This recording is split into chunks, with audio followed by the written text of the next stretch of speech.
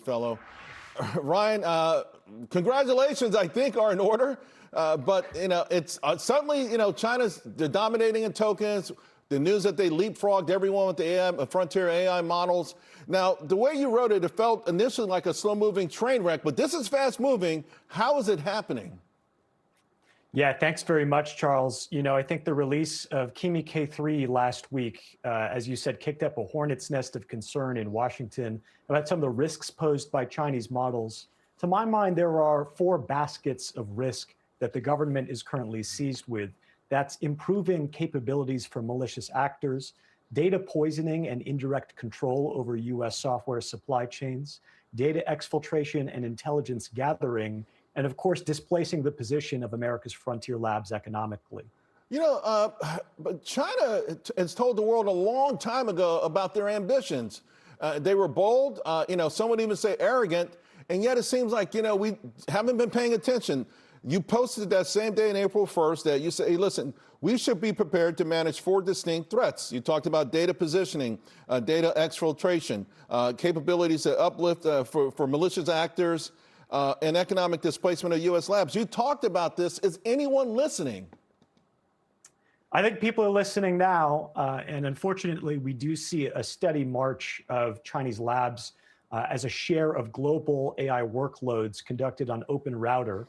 That is to say, Chinese AI models are the models of choice for more and more developers around the world. The question now, before the Trump administration, is what to do about it. And there are a couple of paths under consideration.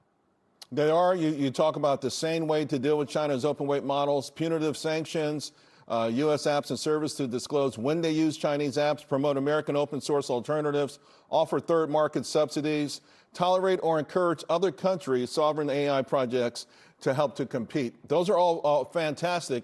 But, it's and the flip side of this is that you've got a lot of people, particularly on the right, who are saying, hey, deal with it. Chamath Palihapitiya is saying, it's capitalism. We should just be out there fighting them no matter what advantages they have.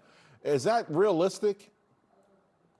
I think the answer is yes and no. On the one hand, I don't think it's right to try to ban the proliferation of software, as some people are suggesting. That's just not how technology works. On the other hand, it is true that we're talking about a state-led economic development model that doesn't believe in capitalism.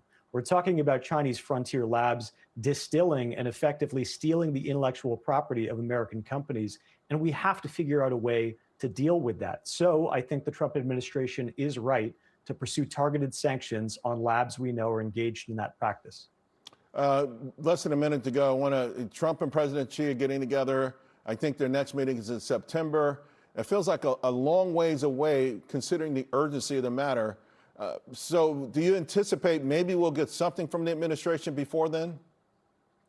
I think this is an active area of consideration in the Trump administration, and we should anticipate some kind of interim measures, especially to crack down on what is flagrant IP theft against American companies. Yeah.